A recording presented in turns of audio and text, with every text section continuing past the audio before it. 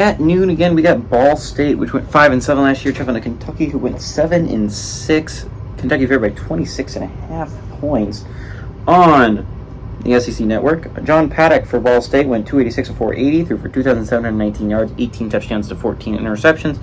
Carson Steele had 289 carries for 1,556 yards and 14 touchdowns. And Ja'Shawn Jackson had 73 catches for 823 yards and 3 touchdowns.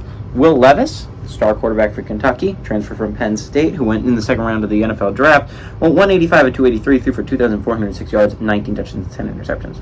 Chris Rodriguez Jr. had 175 carries for 904 yards and 6 touchdowns.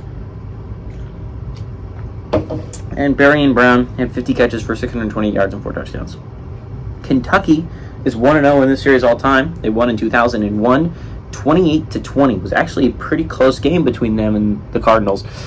So what I think is going to be really fascinating here, right, is Kentucky's a brand new quarterback. But that quarterback has a lot of starting experience in Devin Leary. And Devin Leary has always been one of my quarterbacks that I've been in love with in college football, right?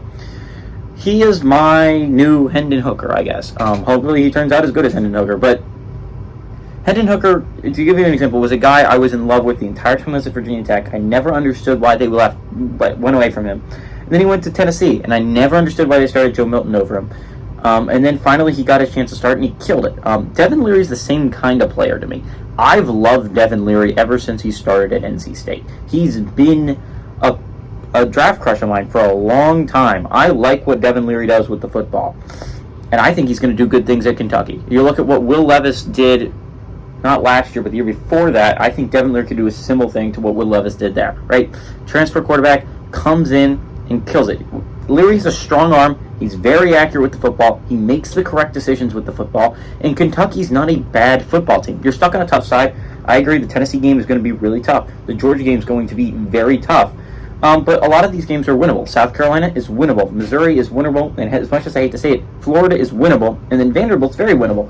Kentucky has some shots where if they do good things with the football, Devin Leary makes the correct decision. Not only do I think they have a chance to upset Georgia and Tennessee, they can do some really good things this year if Devin Leary is making good decisions with the football. Like I was saying earlier with Iowa, the first look at Cade McNamara with this new Iowa offense, this first look at Devin Leary with this new Kentucky offense, that's going to be why you're going to watch this football game. It's not because you want a good football game, it's you're going to watch it because you want to know what Devin Leary looks like as a Wildcat. You want to see if he makes the correct decisions with the football. As cool, like for instance, the Notre Dame Navy game was a blowout. It wasn't a great football game, period. But like if you're watching it just to see how Sam Hartman fits into the Notre Dame offense, you were happy with how Sam Hartman looked in that football game. I think it's going to be a very similar thing as if you're watching this game, you're looking to see how Devin Leary does as a Kentucky Wildcat, and if you're watching the Iowa game, you're going to see how Cade McNamara does as an Iowa Hawkeye. I'm excited to see Devin Leary in some blue, and I'm excited to see him sling the football for the first time in a while since his injury last year. Give me Kentucky to win and cover against Ball State.